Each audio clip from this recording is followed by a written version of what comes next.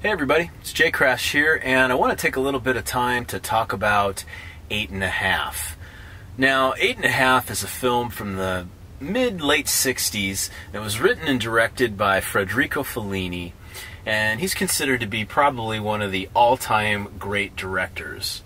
And he also did a few films that were popular in America, or somewhat exposed to America. He did La Dolce Vita, which came before 8½, and he did a film which was his breakthrough called La Strada back in the late 50s, I believe. And you can find 8½on so many of the lists of the greatest films ever made. It's hailed as one of the all-time classic films. And I just had a chance to see this again the other night, and I gotta say, I just agree with all the praise that this film gets. This is a great film, and I really loved 8½, and especially after a second watch, because there's a lot of dialogue in this film that's going on, and you know, when you're reading subtitles, you tend to get focused on the reading, and it's hard to take in a lot of the imagery. But I found that after kind of knowing the story, knowing sort of what to expect, I was able to focus in on more of the vibe to this film, and this film has just an incredible tone to it. It's shot in black and white, and it's probably, next to Raging Bull, one of the greatest black and white pictures that I've ever seen. How Fellini was able to capture the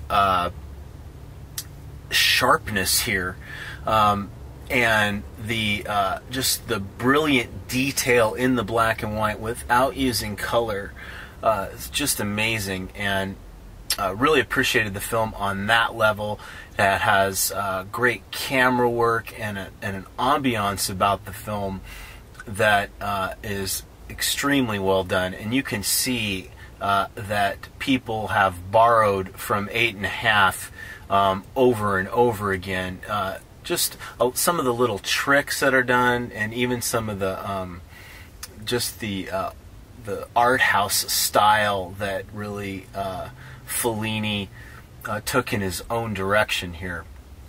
And 8½is not a complex story, but you hear a lot of people who you don't know what is 8½, about what happens in this film, because it's been described as a confusing film, and I will admit that it's not a film that you really follow the plot terribly closely, and that it really matters in the end, sort of exactly what was real and what wasn't. Now, the film follows the main character, whose name is Guido, and he is a famous director. It's been said that this is kind of a parody of Fellini's own life, and it follows Guido as he's getting ready to make his next film, and he is getting all kinds of pressure from the producers, from the actors, from the executives. Everybody wants a piece of him, and he even has to kind of cater to the church, to get his film done, and he has to get the go-ahead from the church. So there's that factor, and all the while he's dealing with kind of trying to get his health back on track, and also deal with his marital issues that he's having, and he also has a mistress, and so it's just all this kind of crazy stuff. And he kind of goes away to this sort of like a hotel spa retreat where he's supposed to get healthy and then be able to, give everybody what they want with this film. And it just kind of follows this character, but it doesn't follow him in a way that we're used to. You entertain his thoughts.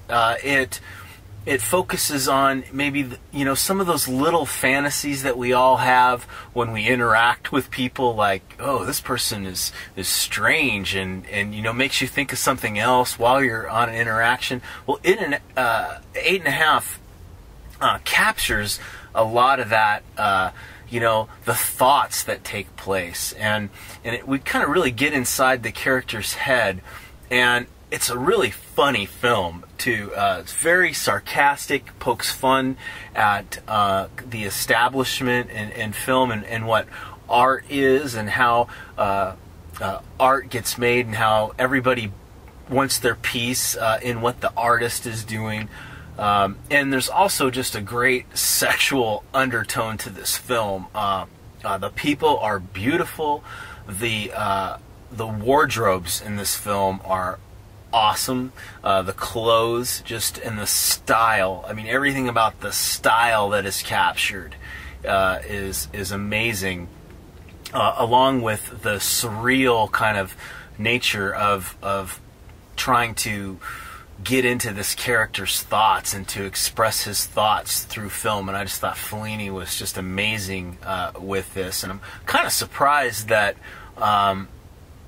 you know, as many people love this film as there are, because, you know, I love this film, 8½, and usually when you get a movie that's strange and surreal and kind of dreamy, and you can't really follow all the way, people tend to kind of tear that down, but they haven't done that with 8½, and this is just a great film, so I highly recommend it. It's one of my all-time favorite movies, and definitely after a second view you can really immerse yourself in the whole vibe and style of this film. But it's a funny film, beautiful looking film, striking at times, and really have never seen a film quite like 8½, and I would give this a 10 out of 10. Alright everybody, take care, it's Jcrash.